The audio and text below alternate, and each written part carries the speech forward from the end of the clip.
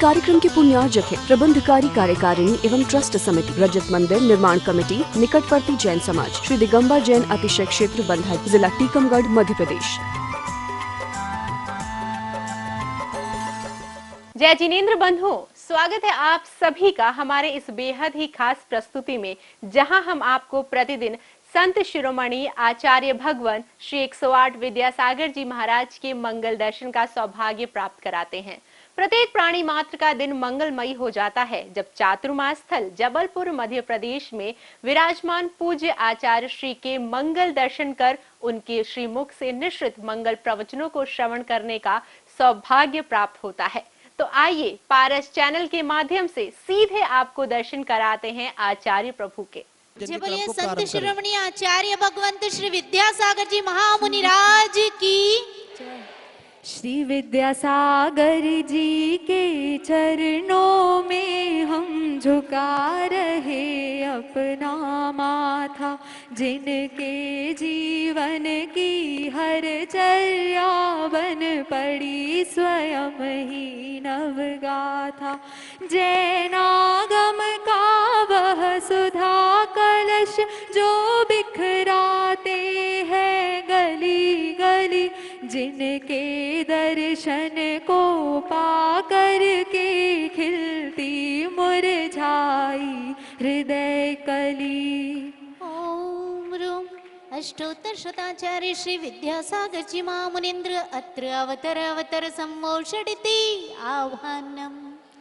ओम room अष्टोत्तर सदाचार्य Shri Vidyasagar ji महामुनीन्द्र अत्र तिष्ठ तिष्ठ ठ स्थापनम्। ओम रूम अष्टोत्तर सदाचार्य श्री विद्यासागर जी महामुनीन्द्र अत्र मम सन्निहितो भव भव सत् सन्निधिकरणम्। सांसारिक विषयों में पढ़कर मैंने अपने को भरमाया, इस राग द्वेष की वैतरणी से अब तक पार नहीं पाया। तब विद्या सिंधु के जल कण से भव कालुष धोने आया हूँ, आना जाना मिट जाए मेरा यह बंध काटने आया हूँ। ओम रूम अष्टोत्तर सदाचार्य श्री विद्यासागर जी महामुनीन्द्रेभ्यो जन्म जरा मृत्यु विनाशनाय जलम निर्वपामिति स्वाहा। क्रोध अनल में जल जल कर अपना सर्वस्व लुटाया है, निज शांत स्वरूप न जान सका जीवन भर इसे भुलाया है। चंदन सम शीतलता पाने अब शरण तुम्हारी आया हूँ, संसार ताप मिट जाए मेरा चंदन वंदन को लाया हूँ। ओम रूम अष्टोत्तर शताचार्य श्री विद्यासागर जी महामुनीन्द्रेभ्यो संसाराताप विनाशनाय चंदनम निर्वपामिति स्वाहा। जड़ को ना मैंने जड़ समझा, नहीं अक्षय निधि को पहचाना। अपने तो केवल सपने थे भ्रम और जगत का भटकाना।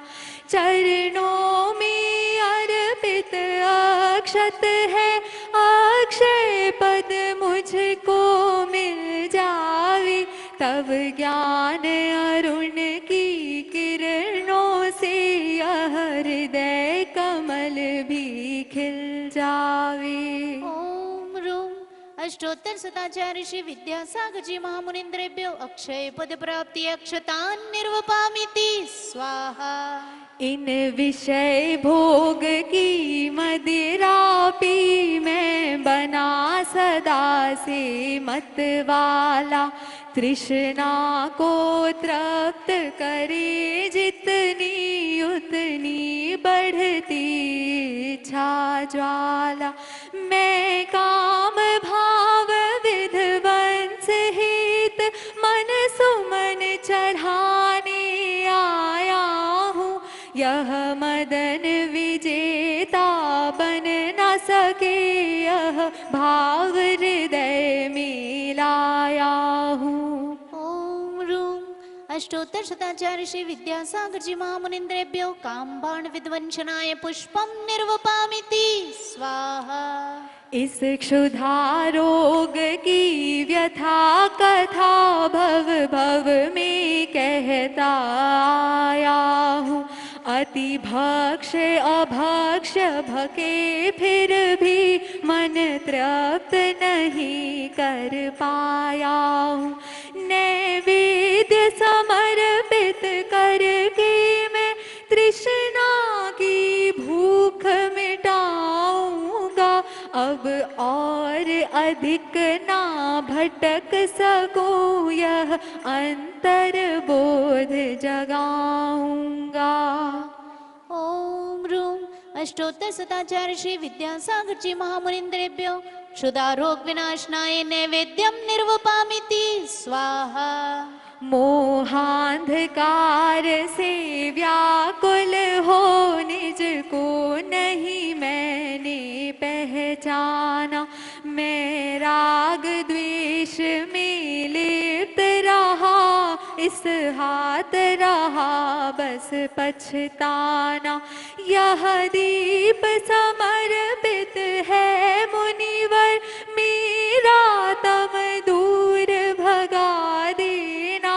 तुम ज्ञान दीप की बाती से मम अंतर दीप जला देना। ओम रूम अष्टोत्तर शताचार्य श्री विद्यासागर जी महामुनिन्द्रेभ्यो मोहांधकार विनाशनाय दिव्य दीपम निर्वपामिति स्वाहा।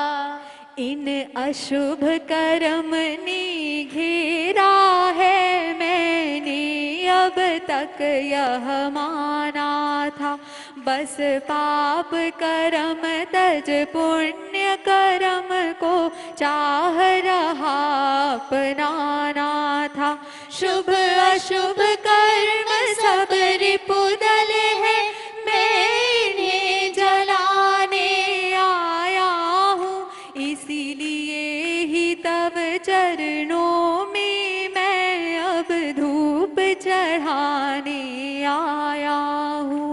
ओम रूम अष्टोत्तर शताचार्य श्री विद्यासागर जी महामुनिन्द्रेभ्यो अष्टकर्म दहनाय धूपम निर्वपामिति स्वाहा। भोगों को इतना भोगा कि खुद को ही भोग बना डाला। साध्य और साधक का अंतर मैंने तो आज मिटा डाला। मैं चिदानंद में लीन रहूं, पूजा का यह फल पाना है। पाना था जिसके द्वारा वह मिल बैठा, मुझे ठिकाना है। ओम रूम अष्टोत्तर शताचार्य श्री विद्यासागर जी महामुनिन्द्रेभ्यो महामोक्ष फल प्राप्ति फलम निर्वपामिति स्वाहा। जग के वैभव को पाकर मैं निश दिन कैसाल मस्त रहा। चारों गतियों की ठोकर को खाने में ही अभ्यस्त रहा। मैं हूँ स्वतंत्र ज्ञाता दृष्टा, मेरा पर से क्या नाता है। कैसे अनर्ग पद पा जाऊं, यह अरुण भावना भाता है। ओम रूम अष्टोत्तर शताचार्य श्री विद्यासागर जी महामुनिन्द्रेभ्यो ससंग मुनिराजेभ्यो अनर्ग पद प्राप्ति संपूर्णार्गम निर्वपामिति स्वाहा। नमोस्तु आचार्य। ओम नमः सिद्धेभ्यः। ओम नमः सिद्धेभ्यः। अहिंसा परमो धर्म की आचार्य गुरुवर श्री कुंद कुंद भगवान की, आचार्य गुरुवर श्री ज्ञान सागर महाराज की जय। वाहन आप लोगों के यहाँ कई प्रकार के हैं और उनको चलाने के लिए चालक की आवश्यकता तो होती है, लेकिन उसके लिए विशेष रूप से तेल आदि की आवश्यकता होती। छोटे थे उस समय की बात है, ऐसे भी गाड़ी वाहन चलते थे जो पीछे बाजू को एक टैंक रहता था और उसमें पानी डाला जाता था और ईंधन के माध्यम से, और वो आग पकड़ते हुए वो पानी गर्म हो जाता। तो हाँ, तो पानी के द्वारा नहीं चलता था, लेकिन पानी को जब हल्का और वाष्प बना जाता था उसके द्वारा वह गाड़ी चलती थी। और यदि मान लो ठंड का समय है तो वो रुक जाती, तो धक्का लगाना पड़ता है। आप लोगों को भी धक्का लगाने की बड़ी आवश्यकता है। अब आगे वाष्प के द्वारा तो हो गया, रेल भी इसी प्रकार की पहले चलती थी, अब उसमें सुधार हो गया। तो कौन सा तेल? डीजल। हाँ, डीजल। तो वह एक प्रकार से पेट्रोलियम का ही एक भाग है। एक तो पेट्रोलियम व्यापक रूप से क्या करता, कैसा करता, मैं थोड़ी बाद में कहूँगा, 1 मिनट में। तो वह डीजल के माध्यम से रेल चालू हो जाती, उसको गति मिल जाती। ये अपने ढंग से चालू करने के उपरांत धीरे धीरे गति पकड़ती है। उसी प्रकार वह गति पकड़ते हुए अपने मंजिल गंतव्य तक पहुंच जाती। यदि डीजल के स्थान पर हम घासलेट तेल अथवा और पानी के वाष्प का प्रयोग करना चाहे तो वह नहीं चल पाएगी। उसके लिए अलग ही यंत्र और मशीन की आवश्यकता होती है। भले ही बहुत अच्छा आपने रास्ता बनाया, सब कुछ किया, किंतु वह चल नहीं सकती। फिर इसके उपरांत वह उसमें विकास हो गया। विकास होने के उपरांत विद्युत ताप से वह चालू हो गई। और स्थिति ऐसी है विद्युत चाल की कि वह बटन दबाते ही पूरी गति से के साथ चालू हो जाते। जो ये उतरना चाहता है तो उतर नहीं पाता, जो चढ़ना चाहता तो चढ़ नहीं पाता, फिर भी धक्का धुक्का करते हैं तो दोनों गिर जाते हैं। ये तो आप लोग हमेशा देखते हैं। तो ऐसे क्यों किया है? तो उसके तासीर ही ऐसे। यदि हम थोड़ी सी प्रतीक्षा करने लग जाए तो मंजिल तक पहुंचना ही संभव नहीं। समझ में आ रहा है ना? हाँ, घंटी बजती है उस समय आ जाओ तो ठीक है, नहीं है तो हम अपने आप भी समय सार इत्यादि का स्वाध्याय कर सकते। आप सुनना है तो समय पर आओ, और यहाँ पर आने के उपरांत अपना समय खर्च ना करो। नहीं समझे? अति खर्च नहीं करना। यहाँ पर बोलना नहीं चाहिए।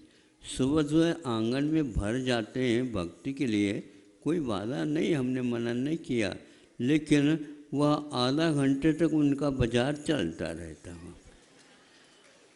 आज तो मतलब स्वाध्याय के समय पर हमें कहना पड़ा कि आप लोगों से क्या कहें, अब निवेदन पिवेदन नहीं चलता है यहाँ पर। आपके लोगों के लिए शोभा नहीं देती, ऐसे हमने वाक्य का प्रयोग किया, क्योंकि आपकी शोभा को हम क्यों मिटाएं? आप मिटाना चाहे तो मिटाओ, ये आप लोगों के लिए शोभा नहीं देती। इसको साहित्यिक भाषा में, घुमावदार भाषा में अलग ही अर्थ निकलता है, आप लोगों ने निकाला होगा। फिर भी वह कुछ खिचड़ी पकती ही रही हमने कहा भैया हमेशा 24 घंटा पकने वाली है खिचड़ी, तो इसको कहाँ तक कहें।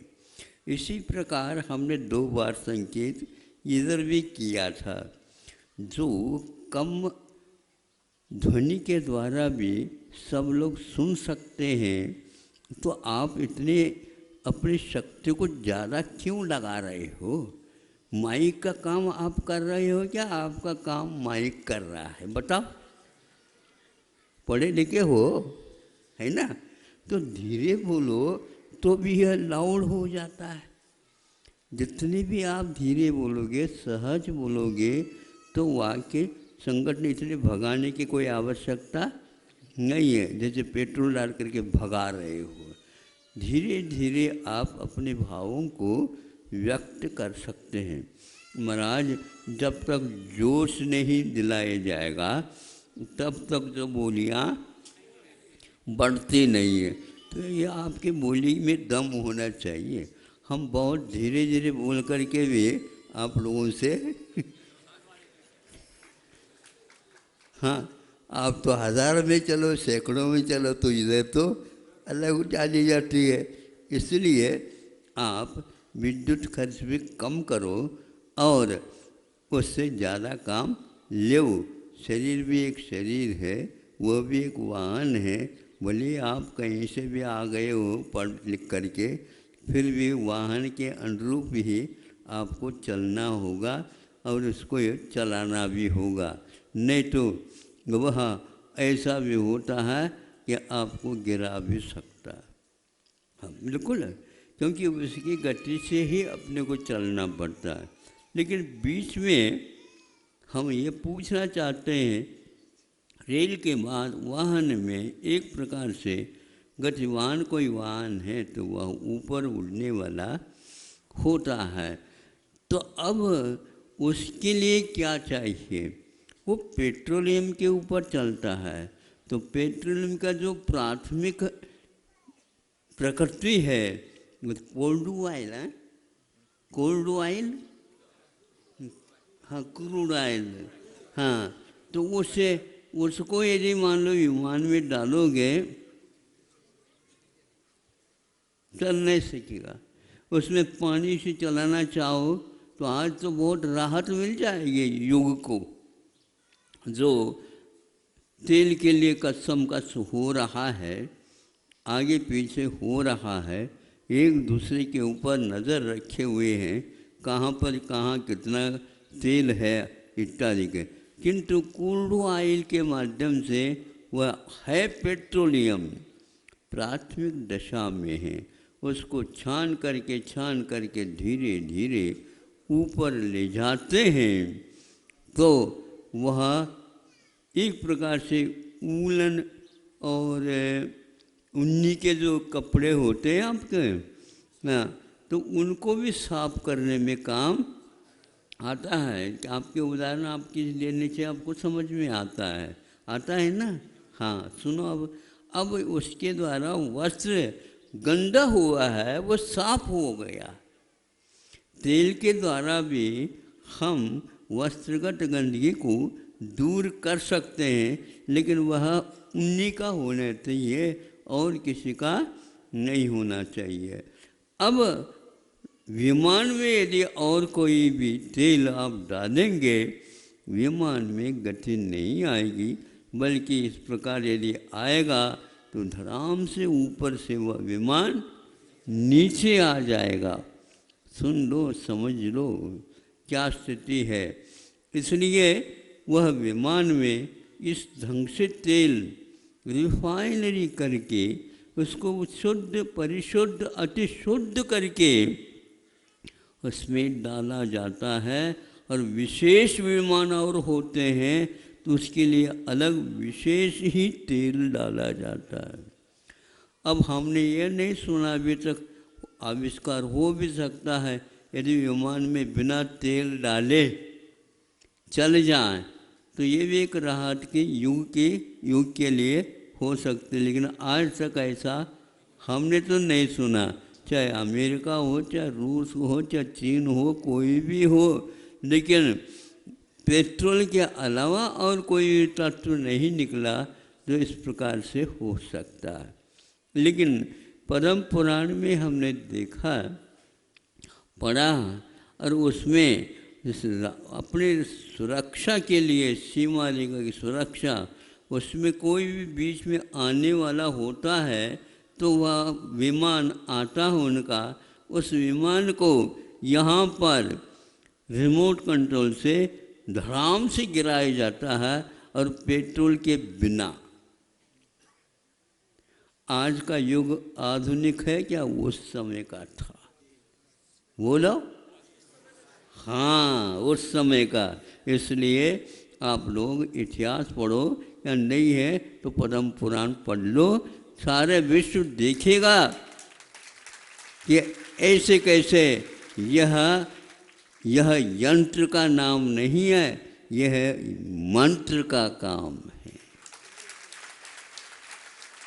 इतनी कुव्वत रहती थी, वहीं के वहीं निरस्त होता था, और यह यहीं पर बैठे इधर पुनः अपने स्थान पर आ जाता।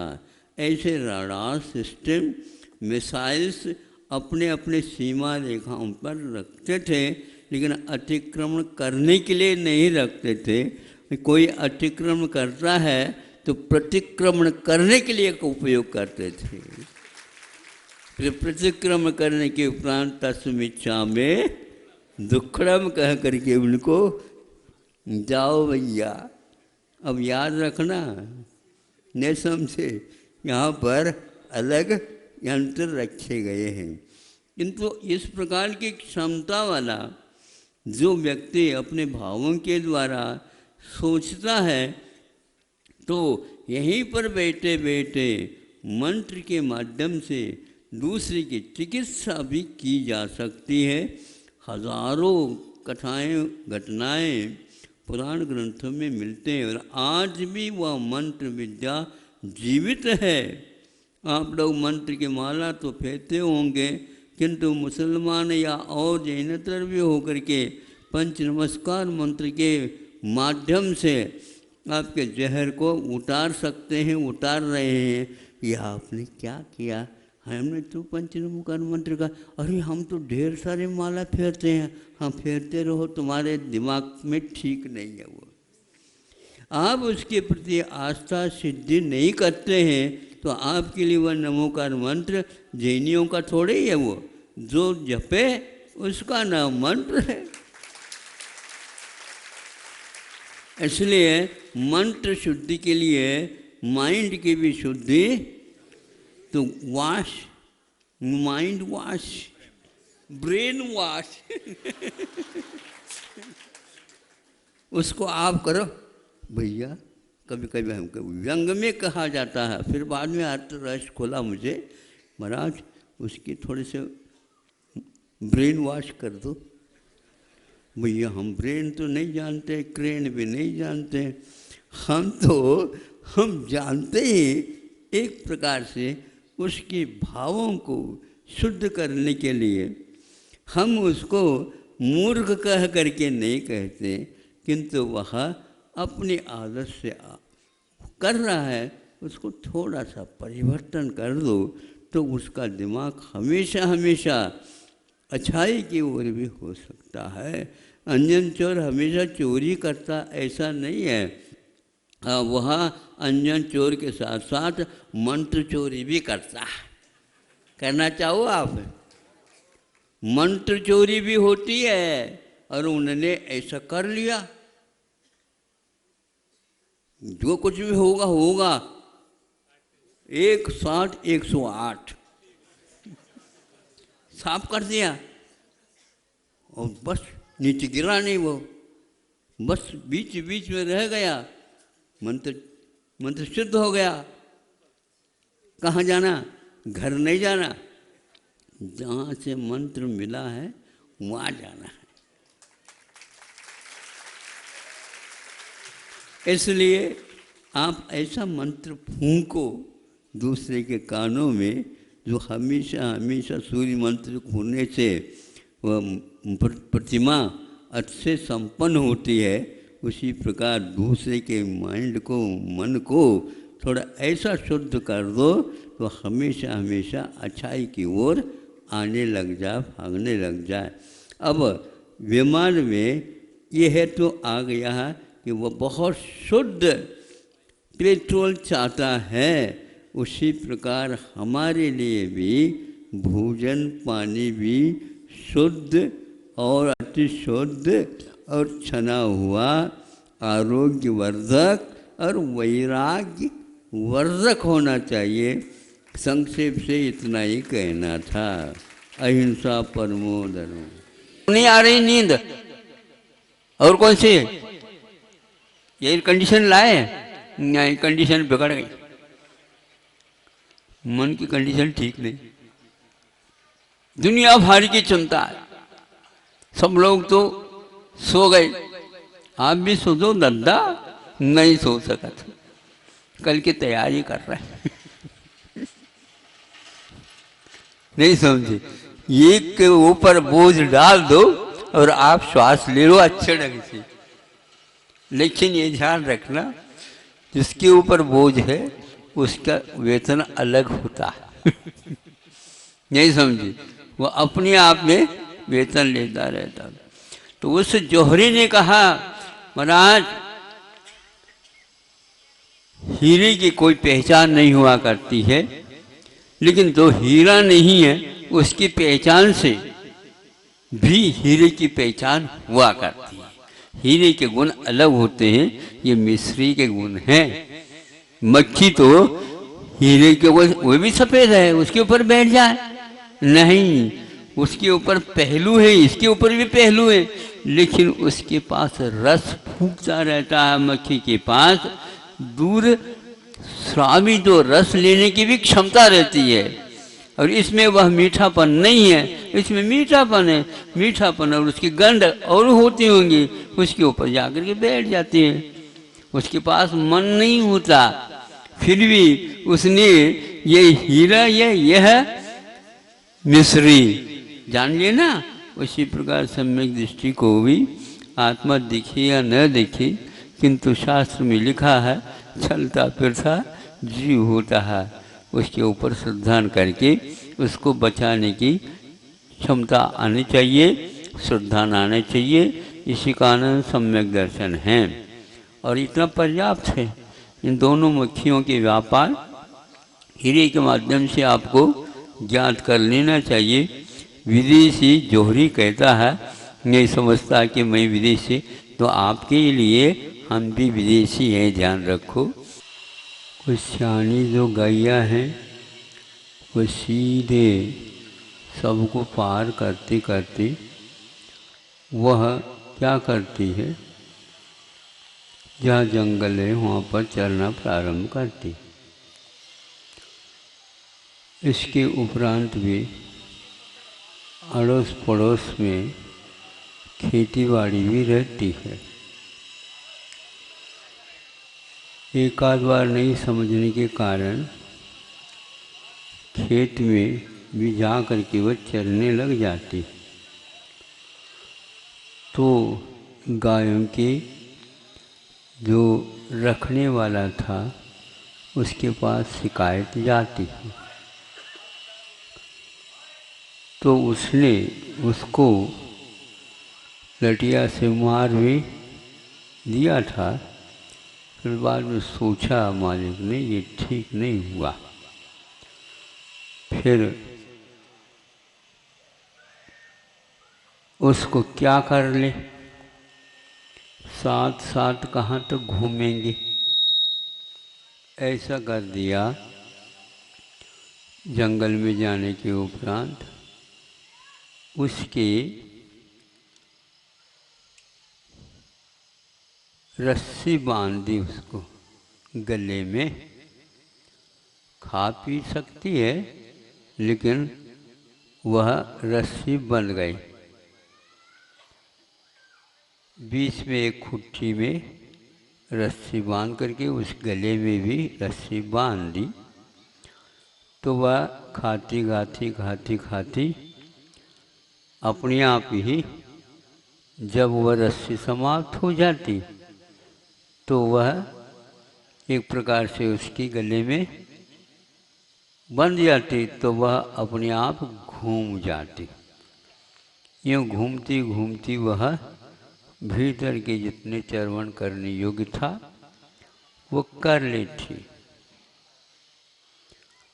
अब आपको सोचना है, यह रस्सी से बांधने से वह दूसरे दिन तो मार नहीं खाई। उसको ज्ञात हो गया जो कल की जो मार पड़ी थी वो इसके लिए आज परिणाम घोषित है। हमें अपनी सीमा में रह करके खाना चाहिए। जैसे जैसे वो घूमती जाती है वैसे वैसे ही उसका पथ निर्माण हो जाता है। इधर नहीं जा सकते, इधर नहीं जा सकते और कहीं भाग नहीं सकते, ऐसा होता है। और जिसके गले में रस्सी नहीं बंधी है वो बार बार दूसरों के यहाँ जा करके मुँह मारती, ऊपर से मार पड़ती, वह अभ्यस्त हो जाती है और कभी कभी मानती नहीं है और मारने के लिए आ जाती है ना। ऐसा ही आप लोगों के यहाँ, आप लोगों का मतलब गृहस्थों के यहाँ दो प्रकार के श्रावक रहते हैं, एक अवृत्ति श्रावक और एक वृत्ति श्रावक। वृत्ति श्रावक वह है जिसके गले में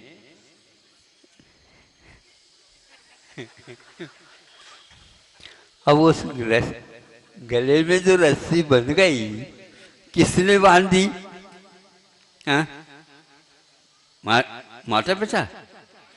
नहीं, आपने सोचा मार न खाना पड़े जीवन में, इसलिए ये बहाना है माता पिताओं ने जबरदस्ती हमारे गले में रस्सी बांध दी।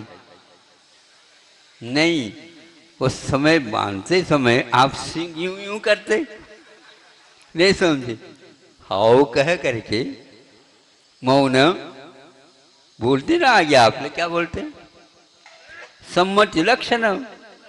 इसलिए बंधन को स्वीकार कर लिया तो गृहस्थ एक प्रकार से गले में रस्सी बांधने के लिए स्वयं ही तैयार हो जाता है, स्वीकृति देता है ताकि मार जीवन में खाना न पड़े। एक ऐसे भी व्यक्ति है मनुष्य जीवन में, वह न ही किसी के खेत में जाकर के खाता है दूसरे को, और न ही अपने गले में रस्सी बंधवाता है। ऐसा कौन है? तो वह श्रमण कहलाते हैं। समझ में आ गया है? बल्कि उनके यहाँ गले में रस्सी भी नहीं बनती और प्रत्युत श्रावक सभी महाराज नमोस्तु नमोस्तु नमोस्तु अत्र अत्र अत्र, वह खींचातानी के साथ महाराज जी को ले जाना चाहते। मारना पीटना तो दूर है, कौन सा अच्छा लगता है आप लोगों को? बोलो।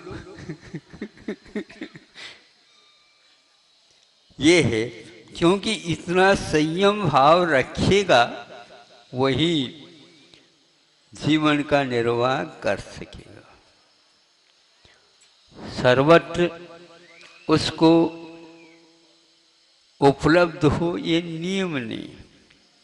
कर्मों के उदय आने के बाद मालूम पड़ता है ये कोई दूसरी शक्ति अवश्य है, उसके माध्यम से ये संचालित होता रहता है। आप देना भी चाहे तो भी नहीं दे सकते, हम लेना भी चाहे तो भी ले नहीं सकते। लेन देन की प्रक्रिया नहीं समझे।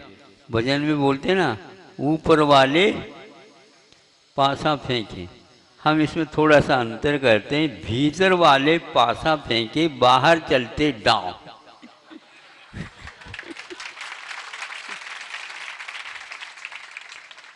नहीं समझे? भीतर वाला कौन? आत्मा नहीं, कर्मों का उदय ऐसा चलता है, अदृश्य रहता है, उसको हम देख नहीं सकते। लेकिन जब कार्य होता है, पासा फिक जाता है, हाथ में कुछ नहीं लगता, तो दूसरा अज्ञानी क्या कहेगा? देखो इन्होंने नहीं दिया, इन्होंने नहीं दिया, आपने लिया नहीं, वो कर दिया, ये कर दिया। ये सब औपचारिक बल्कि अज्ञान की कोटि में आते। किंतु ज्ञान की कोटि में तो वो आता है, मिलना तो मिलेगा, नहीं मिलना तो कितनी भी आप कर लो, वो संभव नहीं होगा। इसके ऊपर विश्वास, आत्मविश्वास रख करके चलेंगे, तब कहीं जा कर के प्रभु को हम साक्षात देख पाएंगे। नहीं है तो परोक्ष से भी भजन करते रहो। नहीं समझे तो आप बंधे हुए हो। हम आपसे भी और किसी से भी बंधना नहीं चाहते हैं। ये अवश्य है, हमारा बंधन आगम से बंधा हुआ रहता है, उसी में हमें विश्वास है कि हमारा जो कुछ होगा वही है। ऐसा विश्वास रखने से ही हमारे भीतरी जितने भी बाधाओं के कारण हैं वो टूटेंगे, तब कहीं जा कर के हमें वह फल उपलब्ध होगा। ये विश्वास के माध्यम से होता है। आप लोगों को भी विश्वास होता है, क्योंकि इस रस्सी को इधर उधर हम फेंकेंगे नहीं, तोड़ेंगे नहीं, किंतु जीवन पर्यंत उसको निर्वाह करेंगे, तो भी आप लोगों को एकानुभव में अवश्य वो प्राप्त होता है। इस प्रकार संक्षेप से आप लोगों की रस्सी के माध्यम से ये उदाहरण दे दिया। समझ में आ गया आप लोगों को? सब लोग जहाँ जहाँ से आए हैं वहाँ पर बता देना है हमारे गले में रस्सी है, उनको महाराज जी को ज्ञात हो गया है। आप लोगों को कभी कभी तो इस प्रकार सोचना चाहिए, और सोचने से अपने आप ही आपको अनुभव आने लग जाएगा कि बिना उपदेश पे ये कैसी गजब की बात है। क्या है वो नहीं सोचते हैं, इसलिए वह हमारे सामने नहीं आता। दृश्य की ओर, ज्ञेय की ओर, जानने और देखने की ओर हमारा जब ध्यान होता है तब वह देखने में आता है, अन्यथा नहीं आता। भले ही आपके पास वह रहता है, किंतु रह कर के भी वह देखने में नहीं आता। तो ये क्या हुआ? ये है कि आप बताओ, आपका पता बताओ, बताओ।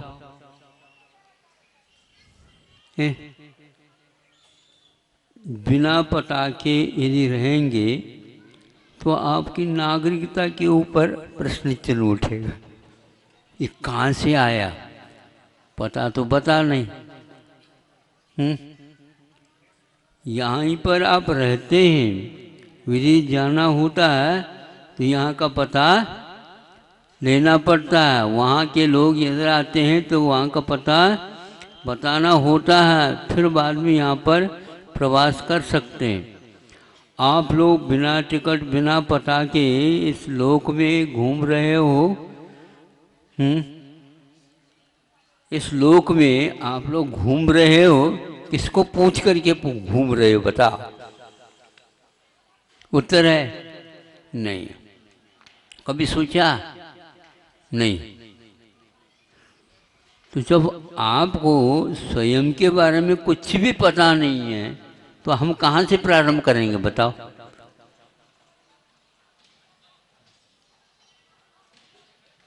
आप कौन हैं ये नहीं पता, कहाँ से आए ये नहीं पता, क्यों हैं सोचने के बाद में मालूम नहीं पता, कब से हैं पता नहीं। किसी को पूछ लो, वो किसको पूछेगा? अपने स्वयं का। वही हाल दूसरे का है। अब बताओ, इसके बारे में सोचना प्रारंभ कर दो। मैं कल था क्या नहीं, परसों तरसों, फिर भी इसके उपरांत वही परसों और तरसों या अगले दिन। इसके अलावा और कुछ भी पूछा नहीं जाएगा। प्रश्न भी सीमा को लेकर के ही होते हैं। असीम प्रश्न ही होते और उत्तर हमेशा हमेशा असीम हो सकता है। आप सोचिएगा, किसी के ऊपर आप यदि बोझ डालना चाहो तो व्यक्ति दूसरे के ऊपर बोझ डालना चाहेगा, ये भी बात नहीं बन सकती। इसको हम एक उदाहरण से समझ लें। इस यात्रा के बारे में सोचने वाला व्यक्ति ही घबराहट का अनुभव कर सकता है। वैराग्य प्रशम भाव नहीं होने का कारण यह है, हम लोगों ने उस ज्ञान के माध्यम से सोचने का उपक्रम आज तक नहीं किया। दुनिया के बारे में सोचते रहते हैं, लेकिन इसके बारे में नहीं सोचते। हम पूछना चाहते हैं, एक फल को आपने देखा, ये फल कहाँ से आया? इधर उधर देखा, कुछ नहीं मिला। ऊपर देखा, क्या देखा? ऊपर ऊपर देखा तो क्या देखा? वो फल नीचे गिरा था। किसके नीचे? वृक्ष के नीचे। ये ज्ञान हो गए ना? देखो, आप थोड़े से आप रुकिए और परिसर का बोध कर लीजिए, तो चारों तरफ देख लिया तो 10 दिशाएं होती ना। नहीं समझे? 10 दिशा होती ना। और सारी दिशाओं की खबर तो लेते हो, इस फल के बारे में भी खबर ले लो।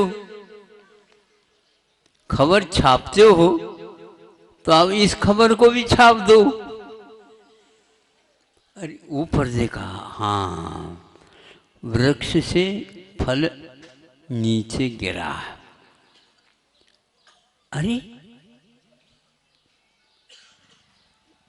वृक्ष से यदि फल गिरा तो और भी तो फल है ये वृक्ष में, वो क्यों नहीं गिरे? दूसरा कहता है, देखो, इसका फल का रंग पीला है। आम का समझ लो, पीला है। हाँ, बाजार में जो कोई भी फल मिलते हैं वो पके हुए फल मिलते हैं। इसका अर्थ ये है, और किसी के पास दुकान में बाद में आते हैं और फल हरे से फिर पक जाते हैं। तो ये अभी इसलिए नहीं गिरे, अभी ये पकेंगे तो पीले होंगे, पीले होंगे तो नीचे आएंगे, नीचे आएंगे तो आप लोग खाएंगे। अब वो पूछता है ये वृक्ष से फल गिरा ये ठीक तो है, लेकिन वृक्ष कहाँ से आया? एक बच्चे ने सोचा, सब लोगों ने खा लिया।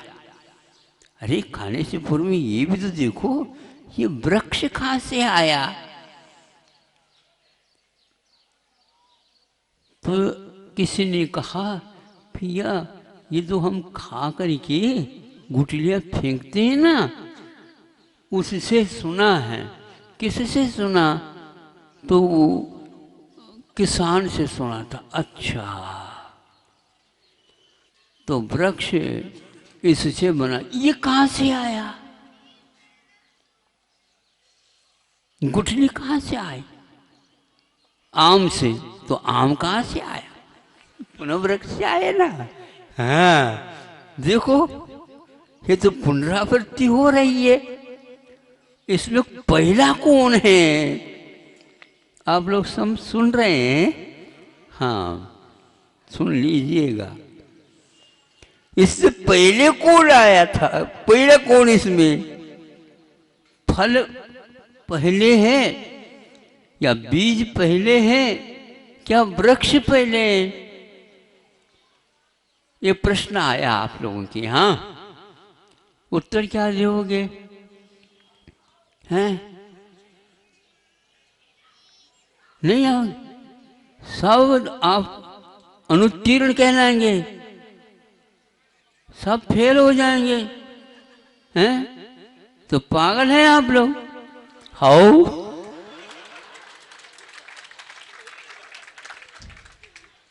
दूसरा कोई भी आपको कह दे पागल कर, ये क्या कहता है? तुम कैसे कह रहे हो मुझे पागल? अब आप लोग हाउ कह रहे, बोलो आप। वृक्ष पहले क्या फल पहले बीज पहले?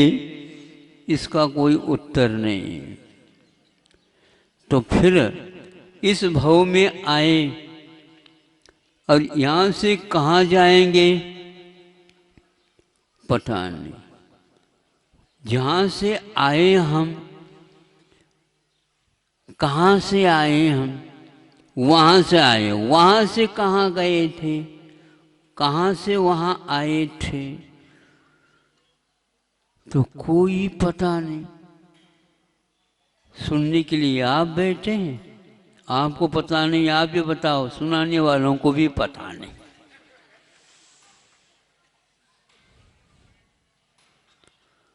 बड़ा गजब हो रहा।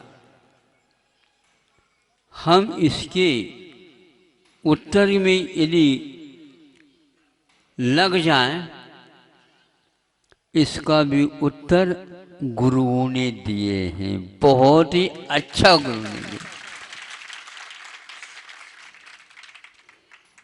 बीज से वृक्ष, वृक्ष से बीज, फल, फल से वृक्ष, इस प्रकार होते हुए भी